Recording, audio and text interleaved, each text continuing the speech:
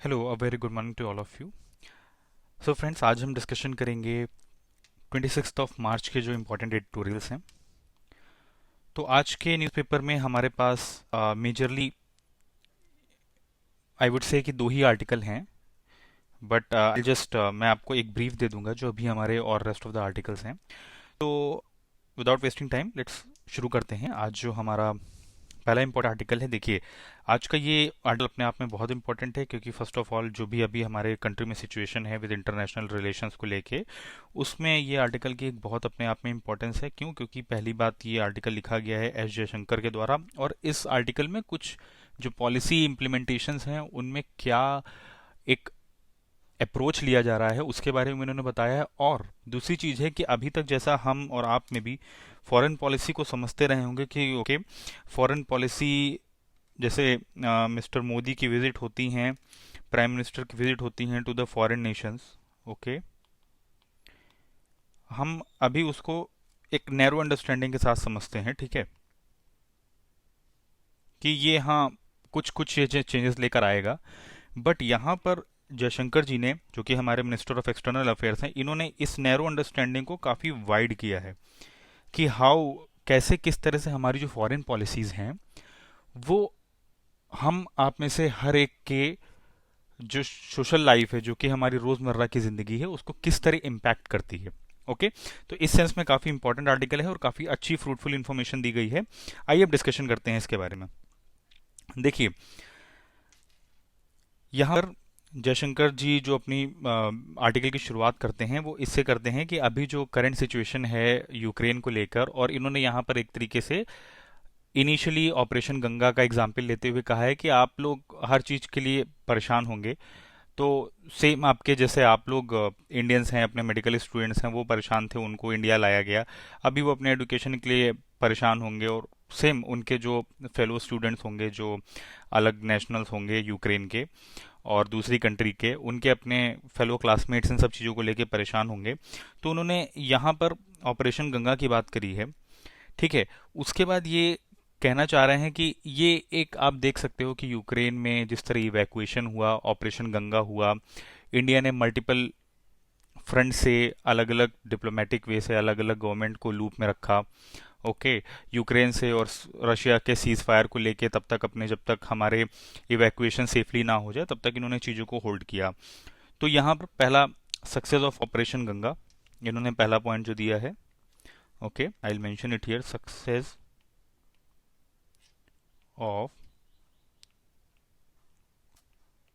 Operation Ganga, okay. उसके बाद ये बात करते हैं कि फिर उन्होंने कोविड की बात करी, ओके।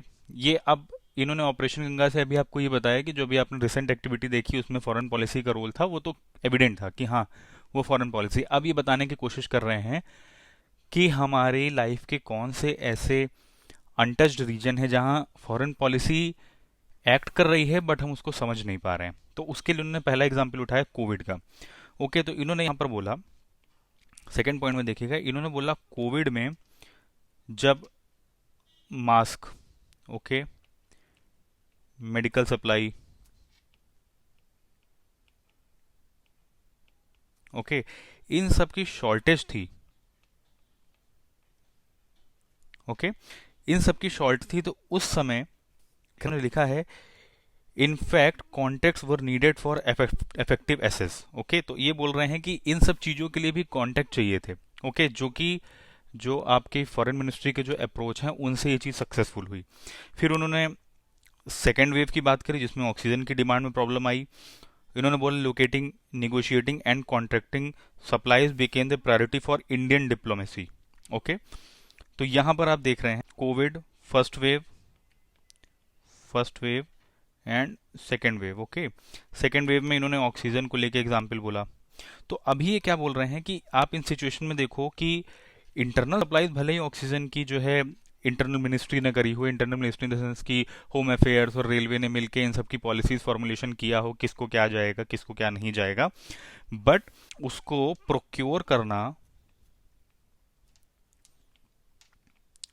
करना ये MEA ने इसमें बहुत ही इंस्ट्रूमेंटल रोल प्ले किया है, ओके, ठीक है, ये यहाँ पर इनका कहने का मतलब है। अब इसके बाद ये क्या बोल रहे हैं, इसके बाद आप ये देखिएगा, इसके बाद ये बोल रहे हैं कि और कितना पर्सनल हो सकती है फॉरेन पॉलिसी, ये अब वो आपको एक्सप्लेन करने जा रहे हैं। ओके, अब यहाँ पर देखिए, as an Indian student for example it may be the ease of getting visas, the ability to travel during the times of COVID and perhaps even employment after studies. If you are a business person it could help with access to foreign market, receiving information about regulation and practices, and where circumstances demanded assistance to solve problems. For the professional and workers, this may be visible in ensuring fair employment contract. Okay. अब उसके बाद कह रहे हैं, and for standard tourist a sympathetic embassy provides much needed support. Okay, अब देखिए इन सब से वो बेसिकली यहाँ पे बताना चाह रहे हैं कि आप या कोई स्टूडेंट हैं, ओके, एडुकेशन के लिए जा रहे हैं, ठीक है, आप कोई बिजनेसमैन हैं, आपको फॉरेन मार्केट में बिजनेस करना है, ठीक है, आप लेबर हैं, आपको असिस्टेंस चाहिए,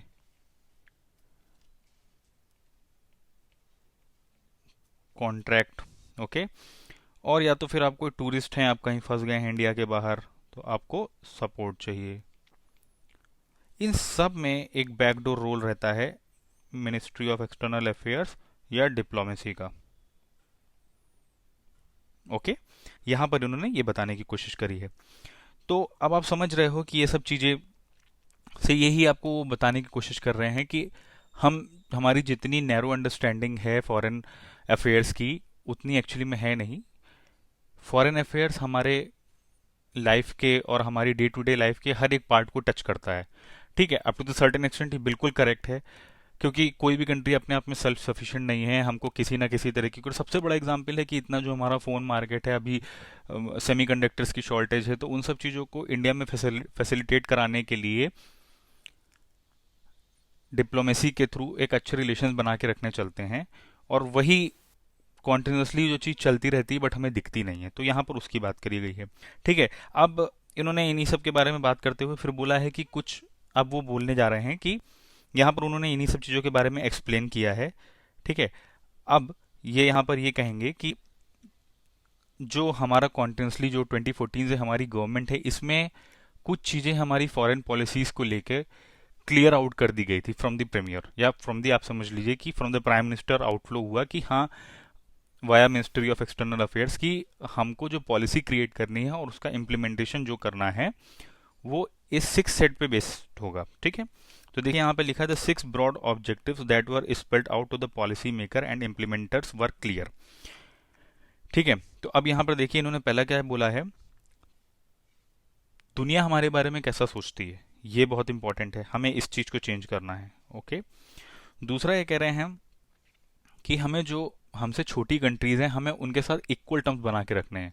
ठीक है, हमें एक गन बोर्ड पॉलिसी से काम नहीं करना है, गन बोर्ड डिप्लोमेसी से काम नहीं करना है कि आयरन फिस्ट बिल्कुल कि चाइना की तरह अगर तुम मे को मार, अगर नहीं माने तो फिर we will take military action against you. तो ऐसा सिचुएशन नहीं है। इस वजह से इन्होंने यहाँ पर बोला कि जो है हमें अपने से छोटी कंट्रीज से भी जो है अच्छे से बना के रखना। आप देख ही सकते हैं कि नेपाल प्रीवियसली कोविड के समय भी उन्होंने काफ़ी नोटोरियस एक्टिविटीज़ करी, स्टिल इंडिया ने काफ़ी बीइंग अ रिस्पॉन्सिबली काफ़ी बिहेव किया। कुछ भी ऐसा डिप्लोमेसी से ही जो कुछ हुआ कोई भी ऐसा स्ट्रिक्ट एक्शन नहीं लिया इंडिया ने। उसके बाद 3 है the global agenda, the big issue of all times should be shaped by India as much as possible. मतलब कि इंडिया को अब ग्लोबल पॉलिटिक्स का पार्ट होना चाहिए। ग्लोबल पॉलिटिक्स का पार्ट होना चाहिए इन द सेंस कि ग्लोबल डिसीजन मेकिंग में इंडिया का से होना चाहिए। इंडिया यूएनजीए में, United nation security council, general assembly में रेजोल्यूशन मूव करेगा, क्लाइमेट चेंज पे बातें करेगा। एंड आप देख रहे हो कि कुछ प्रीवियस समय में अब इंडिया कुछ इंटरनेशनल चेयर में भी आ चुका है कि अब किसी किसी इंटरनेशनल कॉन्फ्रेंस में इंडिया को चेयर मिलती है कि इंडिया 3 साल के लिए चेयर रहेगा। और उसके बाद फिर इन सब चीज़ों को लेके यहाँ पर बोला गया है कि इंडिया का से होना चाहिए। ओके, देन उसके बाद फोर्थ में बोला है कि foreign policy relationship should be actively explored and leverage for domestic development and progress, in the sense कि जो भी पॉलिसी हम बनाएंगे हम फॉरेन रिलेशंस को इस तरह डील करेंगे कि वो हमारी कंट्री को कितना फायदा कर रहे हैं, कितना बेनिफिट कर रहे हैं, वो हमारे लोगों के लिए क्या लेकर आ रहे हैं। ठीक है, तो हम टेक्नोलॉजी अपने घर क्या लेके आ रहे हैं, हम इस तरह ट्रेड करेंगे, लेवरेज होना चाहिए। ऐसा ना हो कि हम लूजिंग एंड पर हो। आप देख सकते हो आरसीईपी में ऐसा ही तो हुआ। आरसीईपी में इंडिया को महसूस हुआ कि नहीं, हमारी इतनी बड़ी मार्केट हम सबके लिए ओपन कर रहे हैं, बट हमारे रिजर्वेशन को उतनी कंसिडरेशन नहीं मिली। जो इंडिया ने अपनी मांगे रखी वो 16 कंट्रीज ने उतनी उनको लेवरेज नहीं दिया। जबकि इंडिया बाकी सब में, अगर आप देख लें सारी सबसे बड़ी कंट्रीज में जो थी, उसमें चाइना के बाद सबसे बड़ी पॉपुलेशन और सबसे हाई कंज्यूमरिज्म के साथ इंडिया मार्केट ओपन कर रहा था, बट उधर से नहीं मिला। तो इंडिया ने स्ट्रेट अवे इतना बड़ा एक रीजनल ट्रेड 16 कंट्रीज का इंडिया ने बैकआउट कर दिया। ओके, तो ये था। उसके बाद ये बोल रहे हैं कि जो है हमारी पॉलिसीज जो है वो पीपल सेंट्रिक होनी चाहिए। ओके, पीपल सेंट्रिक होनी चाहिए। और सिक्स्थ ये बोलते हैं people centric in the sense है कि हमारे जो बिल्कुल सीधी चीज़ें जो हमारे सिटीजन्स को इम्पैक्ट करती हैं, लाइक H1B वीज़ा हो गया। आप समझ रहे होंगे कि हमारा जो नेशनल्स फॉरेन नेशंस में जाके काम करते हैं, उनकी इकोनॉमी का पार्ट बनते हैं, वहाँ प्रोडक्शन सप्लाई में होते हैं, रेमिटेंस लाते हैं, तो वो लोग डायरेक्टली इम्पैक्ट हैं। यहाँ पर बिल्कुल कोई भी डिलाई नहीं होनी चाहिए। जैसे अभी एक ब्लड मनी वाला इशू चल रहा था येमन में, उसके लिए भी इंडिया ब्लड मनी के लिए भी रेडी हो गया है, जो कि इंडिया खुद नहीं मानता है। खुद इंडिया ने उसको लीगलाइज नहीं कर रखा। स्टिल अपने सिटीजन्स को बचाने के लिए इंडिया किसी भी हद तक जाने के लिए रेडी है। ये एक केस है। दूसरा ये बोल रहे हैं कि हमारा कल्चर और ट्रेडिशन, मतलब हमारी सॉफ्ट पावर भी जानी चाहिए। ठीक है, अब उसमें इन्होंने बोला कि योगा एंड आयुर्वेदा इसका लिविंग एग्जाम्पल है। हमने रिसेंटली मतलब 2014 के बाद हमने इन दोनों चीज़ों को इम्प्लीमेंट किया और ये दोनों चीज़ें अब इंटरनेशनली एक्सेप्टेड हैं, वहाँ पर देखा जा रहा है।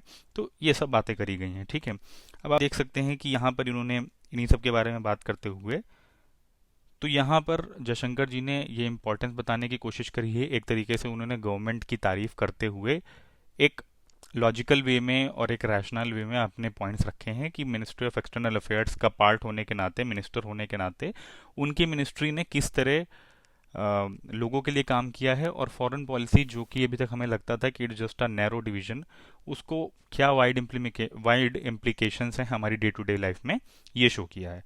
ओके, तो आई होप कि आपको ये समझ में आएगा। इस आर्टिकल को मैंने आपको फुल्ली एक्सप्लेन कर दिया है। अब आप बस ये नोट पॉइंट्स उठा सकते हो, दैट्स इट। ओके, इसके बाद मैं एक बार इस आर्टिकल पर आना चाहूँगा। देखिए, ये आर्टिकल आपका सीधी सीधी से है कि ये आपका GS2 आर्टिकल है। ओके, GS2 का सिलेबस है ये, और ये आर्टिकल भी आपका GS2 का ही है। ये थोड़ा सा जुडिशरी की फंक्शनिंग से रिलेटेड है, जजमेंट्स के ऊपर है। अब देखिए यहाँ पर एक, बस मैं आपको एक सिंगल लाइन को एक्सप्लेन कर दे रहा हूँ कि इस आर्टिकल में यही पॉइंट मेंशन किया जा रहा है कि अगर कोई भी एक सोशल चेंज लाया जा रहा है, ठीक है, for the betterment of the population, और किसी भी एक सेक्शन के उत्थान के लिए अगर कोई भी एक चेंज लाया जा रहा है, या सुप्रीम कोर्ट कोई एक जजमेंट प्रोनाउंस कर रही है, तो उसका कॉन्ट्रडिक्शन केवल और केवल रिलीजियस बेसिस पे नहीं होगा। ठीक है, यहाँ पर एक एग्जाम्पल दिखाया गया है, जैसे कि आप देख सकते हो यहाँ पर ये ताहिर महमूद, एक्चुअली में 23 को 23 को आरसी लाहौती की डेथ हुई, जिन्होंने एक शरिया बानू केस जिसमें ट्रिपल तलाक को अनकॉन्स्टिट्यूशनल बोला गया, इसके प्रेसिडेंट केसेस में एक न्यू रखी थी, जहां पर क्या होता था कि अगर हस्बैंड जो है फाइनेंशियल लाइबिलिटी, मतलब वाइफ्स फाइनेंशियल लाइबिलिटी मांगती थी हस्बैंड को, अगर हस्बैंड ने जैसे सपोज कि छोड़ दिया है, साथ में नहीं रह रहे हैं, और अभी तक उन्हें पता नहीं है कि हमारा तलाक हो चुका है फीमेल को, और जब सुप्रीम कोर्ट में बात, मतलब जब कोर्ट में बात पहुंचती है कि ये हमें फाइनेंशियल असिस्टेंस दें, तो उसमें वो बोल देते हैं कि हमने इनको तलाक दे दिया है, अब मेरी कोई लाइबिलिटी नहीं है। हमने इनको, जैसा कि ट्रिपल तलाक में था कि हमने चिट्ठी पे लिख के बोल दिया, मैसेज पे लिख के बोल दिया, तो पहले की कोर्ट्स इसको एक्सेप्ट कर रही थी। बट जब ये एक केस ऐसा ही हुआ, तो लाहौती जी ने, जस्टिस लाहौती ने इस पे काफ़ी स्ट्रिक्ट इंस्टांस लिया, और आप यहाँ पर देखें कि इन्होंने एक और सॉरी, यहाँ पर देखिए लाहौती का लिखा हुआ है, Lahoti rule, there is no reason substantial justification of plea prove that offer reconciliation preceded the talaq. Okay, तो ये कह रहे हैं कि यहाँ पर कोई जस्टिफिकेशन नहीं है या कोई प्रूफ नहीं है कि आपका तलाक हुआ है। ठीक है, तो उसके लिए इन्होंने बोला कि एक मेयर प्रोसीजर होना चाहिए, केवल आपके बता देने से कोर्ट इसको एक्सेप्ट नहीं करेगी। ये एक इंस्टांस था। उसके बाद ये शरिया बानू केस हुआ जो 2017 में, जिसको ट्रिपल तलाक को इनवैलिड घोषित किया गया। उसके बाद यहाँ पर एक और इन्होंने बताया कि हरियाणा स्टेट लॉ में 1994 में आया कि gram panchayat members can not have more than 2 children और will be ineligible to seek election in Zila Parishad. Okay, इस पर एक मुस्लिम, आप ये देख सकते हो, केस का नाम है जावेद वर्सेस हरियाणा स्टेट। तो उन्होंने बोला कि ये हमारे वो natural corollary to the freedom for polygamy under Muslim personal law. Okay, ये कह रहे हैं कि इट वॉज नेचुरल कोरोलरी, मतलब कि ये स्वाभाविक रूप से ही जुड़ा हुआ है। अगर हमको पॉलीगेमी का राइट है हमारे मुस्लिम पर्सनल लॉ में, तो ये भी है। तो अगर वो बोल रहे हैं कि सपोज मेरी 4 वाइफें हैं, तो अगर मैं 4 से एक एक भी मुझे ऑफस्प्रिंग होता है, तो एनीवे मैं इस लिमिट को ब्रीच कर जाऊंगा। तो उसी पर जो है उन्हें जजमेंट दिया था कि deciding his appeal Lahoti rejected foolish plea, no religious scripture or authority has been brought to our notice which provide that marrying less than 4 women or abstaining from procreating a children from each and every wife in case of permitted bigamy or polygamy would be irreligious or offensive to the dictates of religion। ये कह रहे हैं हमारे पास ऐसा कोई आज तक scripture आया ही नहीं जिसमें ऐसा मेंशन हो कि आपको अगर बाइगेमी अलाउड है और उससे आप उतने ही, जितनी आपकी शादी हुई है उतने ही नंबर ऑफ ऑफस्प्रिंग आप नहीं कर रहे हैं, तो ये इररिलीजियस है। तो इस चीज पे इन्होंने किया। और सेम चीज यहाँ भी हुई थी, जिसमें ये बोल रहे हैं, जो राइटर है इन्होंने बताया कि शरिया बानू केस में कुरैन जोसेफ ने ये एग्जैक्टली बोला है कि an unconditional permission for polygamy is erroneously believed by section of common Muslims to be part of their religious personal law. मतलब वो कह रहे हैं कि आपको जो पॉलीगेमी की कंडीशन, पॉलीगेमी जो मिली है आपको पर्सनल लॉ में, वो अनकंडीशनल है, ऐसा बहुत सारे कॉमन मुस्लिम समझते हैं। ठीक है, under this mistaken impression they think that having children from each of multiple wife should also be deemed as religious privilege. Okay, और वो इसी बात पे ये कह रहे हैं कि इसी बात के तहत वो ये भी सोचते हैं कि to have children from each of wife, each of the multiple wives should also be deemed religious privileges. Okay, any general law of the country which even in the remotest way curtails their alleged freedoms in these matters is seen by them as contrary to their personal law of professionally divine origin and they seek exemption from it। तो वो कह रहे हैं यहाँ पर जो Curran Joseph ने बोला है यही इस केस में कि पहली बात तो है आपकी अंडरस्टैंडिंग गलत है। आपकी अंडरस्टैंडिंग ये गलत है कि आप जो है कुछ आपने माना है कि जो मेरी बाई पॉलीगैमी की जो मुझे एक लिबर्टी मिली है वो अनकंडीशनल है। पहले तो अनकंडीशनल टर्म उसमें यूज किया गया कि ये गलत है, उसमें कुछ कंडीशंस हैं, फर्स्ट थिंग। अगला है कि आपका उस पर ये मानना गलत है कि आपको हर एक से ऑफस्प्रिंग करने का राइट है। ठीक है, अगर आप इस चीज को ये मान के चलते हो कि नहीं नहीं ये तो हमारा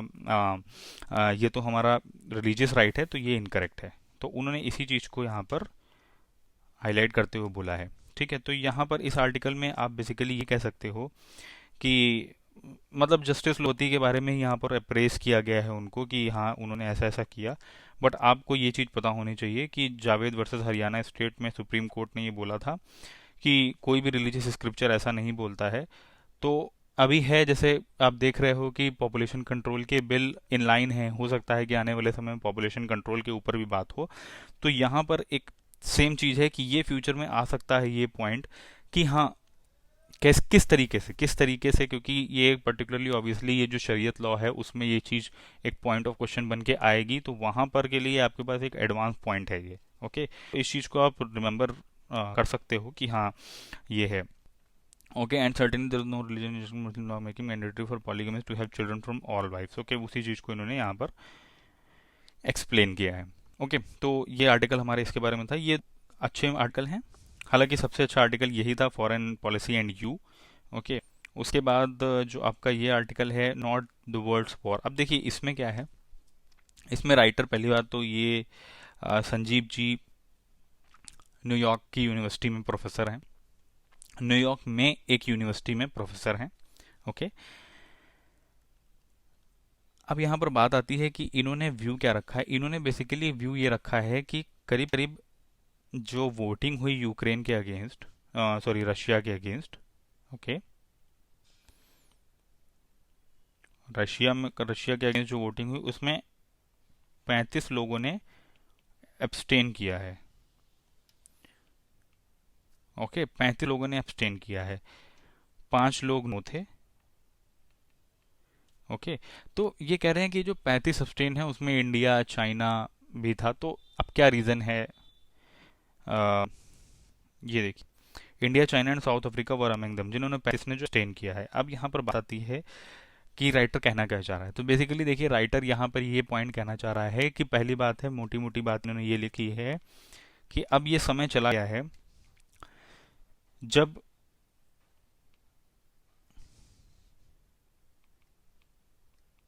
सोवेरेनिटी स्टेट के ऊपर होती थी या स्टेट सोवेरेनिटी की बात होती थी। अब ये धीरे धीरे अब ये चेंज हो रहा है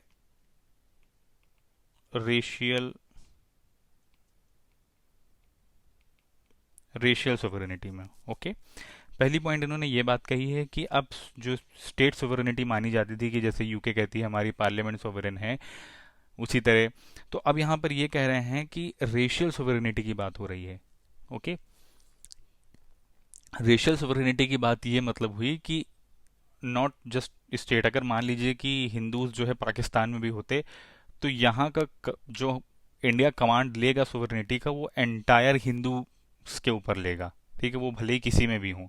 तो यहाँ पर ये बात रखी गई है कि किस तरह चीज़ें चेंज हो रही हैं। अब इन्होंने एक इंसिडेंस यहाँ बताया है कि radical black American leader Malcolm x, okay, इन्होंने ये अपील किया था कि अगर साउथ अफ्रीका का जो न्यूली इंडिपेंडेंट 1963-64 की बात है, जो उस समय जो न्यूली इंडिपेंडेंट आपके south African sorry African countries थी, उनको इन्होंने बोला कि अगर साउथ अफ्रीका का ब्लैक इशू जो है वो इंटरनेशनल हो सकता है, तो अमेरिका का जो ब्लैक इशू है वो भी इंटरनेशनल होना चाहिए। ओके, अब यहाँ पर देखिए बात ये आ जाती है कि वो तब तो नहीं, आप देखिए बात 1963-64 की थी। और एनीवे लास्ट ईयर 2020 में जॉर्ज फ्लॉयड का जो इशू था, जब मूवमेंट चला था आई कांट ब्रीथ मूवमेंट ने इसी चीज़ का एग्जाम्पल दे दिया था कि अमेरिका का इंटरनल इशू जो ब्लैक लाइव्स मैटर था वो एक इंटरनेशनल इशू बन गया। ओके, यहाँ पर ये बात कही गई है। अब यहाँ पर जो दूसरी बात कही जा रही है ये कही जा रही है कि जो यूरोपियन है, ओके, जो यूरोपियन हैं और जो नॉन यूरोपियन है, अब इसके बीच में एक डिवाइड है। ओके, इनका यहाँ कहने का मतलब ये है कि यूरोपियंस के अंदर जो है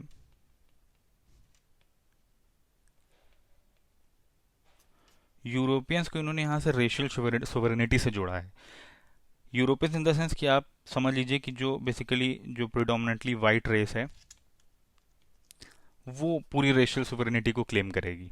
ठीक है, तो मतलब कि यूरोपियंस अब उन्हीं को अपनी सोवेरेनिटी या उन्हीं को अपना मानेंगे जो बेसिकली उस रेस को बिलोंग कर रहे होंगे। तो यहाँ पर ये बात कही जा रही है कि जो 35 कंट्रियों ने एब्सटेन किया है, 35 कंट्री में प्रिडोमिनेटली अफ्रीकन कंट्रीज काफ़ी हैं। ठीक है, तो अफ्रीकन कंट्रीज ये चीज़ समझ रही हैं कि यहाँ पर यही खेल है कि इफ़ यू आर यूरोपियन तो आप हमारी साइड हो, अगर आप हमारे यूरोपियन नहीं हो तो कोई हमारा राइट कोई मैटर कुछ नहीं करता है। ठीक है, यहाँ पर उन्होंने इस चीज़ को केस ये बताने की कोशिश भी करी है कि Ukrainians now strongly identify with Europe and the West. Okay, Europe और वेस्ट अब दोनों अलग चीज़ें हैं। ठीक है, और यहाँ पर यूरोपियन यूनियन की बात करी जा रही है, तो उसमें राइटर ने यह भी बोला है कि यूरोपियन यूनियन की खुद की बाउंड्री नहीं डिफाइंड है। इवन यूरोप जहाँ पर नहीं कहलाता, इवन अप टू द मतलब स्पेन और उसके आगे कैनरी आइलैंड, ठीक है, उन सब कंट्रीज में भी यूरोपियन यूनियन है। और वहीं ये बोल रहे हैं कि मोरक्को ने जब एप्लीकेशन किया 1987 में, तो मोरक्को को ये बोलकर उनको उनके एप्लीकेशन को रिजेक्ट किया गया कि वो यूरोपियन कंट्री नहीं है। बट कई सारी यूरोपियन कंट्री ना होने के बावजूद भी वो यूरोपियन यूनियन का पार्ट हो जा रही हैं। रीज़न बीइंग क्योंकि रेस का इशू है। ठीक है, क्योंकि वहाँ पर प्रिडोमिनेटली यूरोपियन जिसको कंसीडर कर रही है कि हाँ ये हमारी रेस है, उसको अपने पार्ट में ले रहे हैं। ठीक है। अब यहाँ पर आप ये देखो, orientalism as Edward said put it memorably is never far from the idea of Europe, collective notion indemnifying us European against all those non-Europeans. Okay, orientalism basically क्या होता था कि आपको पता होगा, ओरिएंटलिज्म वर्सेस एंग्लिश डिबेट। तो ओरिएंटलिज्म जितना भी हमारी कंट्रीज का एरिया होता था, एशिया का रीजन जो होता था, यहाँ की जो भी चीज़ें होती थी उसको ओरिएंटलिज्म से डील किया जाता था। ओके, तो वो यही कह रहे हैं कि यूरोप से ये ओरिएंटलिज्म का आइडिया अलग नहीं है। यूरोप हमेशा जो इधर के लोग हैं उनको ओरिएंटल के रूप में ही देखता है। मतलब देर इज नथिंग कि राइट इक्वलिटी, कुछ नहीं। देर इज ऑलवेज कि वो हमारी रेस नहीं है, इस वजह से वो हमसे अलग रहेंगे। तो यहाँ पर वही बताने की बात करी गई है कि यही कारण है कि जो इतना कंट्रीज के बीच में एम्बिवेलेंस है। एम्बिवेलेंस मतलब कि एक कंफ्यूजन टाइप का कि किसकी साइड जाएं, किसकी साइड ना जाएं। Of many countries tour Russia reflect the fault line between the Europe and the non Europe. Okay, अब आप बात समझ रहे होंगे। अब यहाँ पर एक लास्ट पैराग्राफ और देखिए।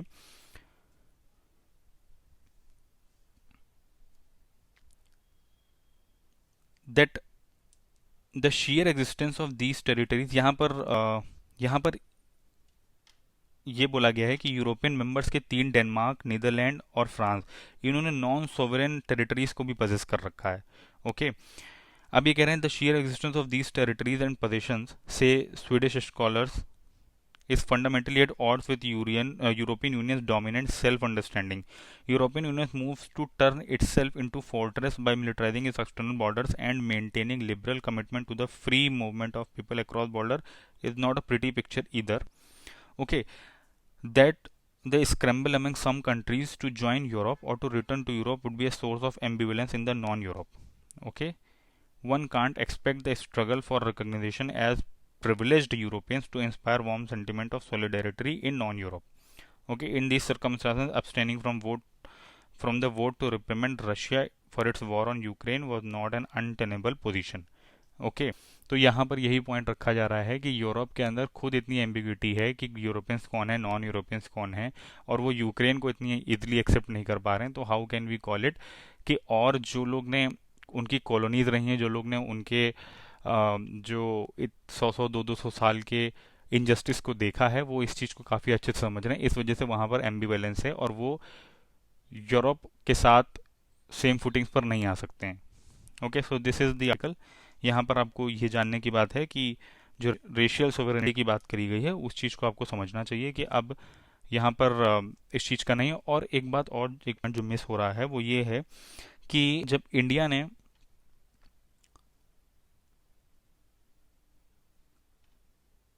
इंडिया ने गोवा को वापस लिया था, ओके, ये देखिए आप यहाँ पर लिखा है, believe that it was the recognition of the inherent sovereignty of peoples recognizable in racial sense that led many African and Asian leaders to welcome India's annexation of Goa, since the colonial power ruling the territory, Portugal, was of different racial stock.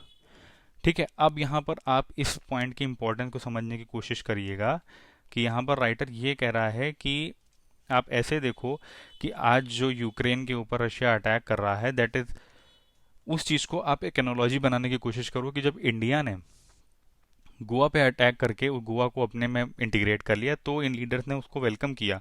क्यों? क्योंकि गोवा की majority तो Indian race की थी। Okay, तो इनका यहाँ पर कहने का मतलब है कि ये रेशियल सोवरेनिटी के पॉइंट को प्रूफ करने की बात है। तो आप अगर कभी आंसर में इस चीज़ को एडजस्ट करने का आपको स्पेस मिलता है तो यूरोपियन रेशियल सोवरेनिटी को एक्सप्लेन करते हुए आप ये बताओगे कि ऐसा ऐसा केस था। और यहाँ भी रशिया इसी बात को क्लेम कर रहा है कि जो वहाँ पर मैक्सिमम में जेनोसाइड हो रहा है और वो अपनी रेस को अपने में इंटीग्रेट करने की कोशिश कर रहे हैं। ओके, तो दिस इज अबाउट। और उसके बाद our films and our history में इतना कुछ नहीं है। एक जो एनएफडीसी में ये चार हैं, एनएफएआई, एफडी, सीएफएसआई एंड डीएफएफ, इन सबको एनएफडीसी में डाला जा रहा है, मर्ज किया जा रहा है। एनएफडीसी एक लॉस मेकिंग पब्लिक ऑर्गेनाइजेशन है और ये कह रहे हैं कि जो है हमारी फिल्म्स की जो हिस्ट्री है और हमारे नेशनल मूवमेंट को कई भी, उसकी भी कई सारी ग्लिम्स हैं हमारी रखी गई हैं इनके आर्काइव में, ये जो चार ऑर्गेनाइजेशन जिनको मर्जर होने वाला है। तो गवर्नमेंट को इस पे एक प्रोएक्टिव रिस्पांस लेना चाहिए और इस चीज़ को क्लियर आउट करना चाहिए कि जो ये आर्काइव्स हैं इनको फिर किस तरह स्टोर किया जाएगा। Okay, so I hope